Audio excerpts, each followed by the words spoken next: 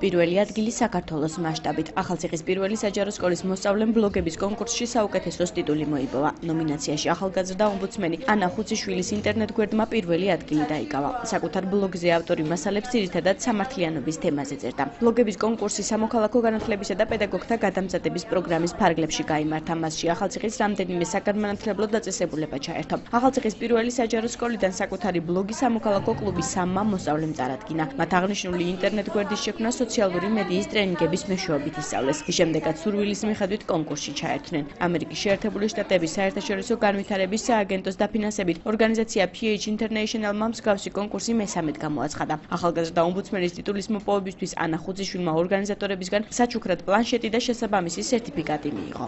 ძალიან საინტერესო იყო და იმის სტიმული მომცა, რომ შემდეგში უფრო აქტიურად დავწერო პოსტები და ამ საქმიანობას რა თქმა უნდა გავაგრძელებ და ჩემ თანატოლებსაც გაუზიარებ ამ პოსტის წერის პრინციპებს და ყველაფერს. ბავშვებმა სურვილის მიხედვით გაიარეს ტრენინგები სოციალურ მედიაში, ისწავლეს ბლოგების შექმნა, ხოლო შემდეგ მოხდა კონკურენცია, გამოცხადდა კონკურსი და შესაბამისად სურვილის მიხედვით და მოტივაციის საფუძველზე, რომელ ბავშვებსაც უნდათ მიიღეს ამ კონკურსში მონაწილეობა.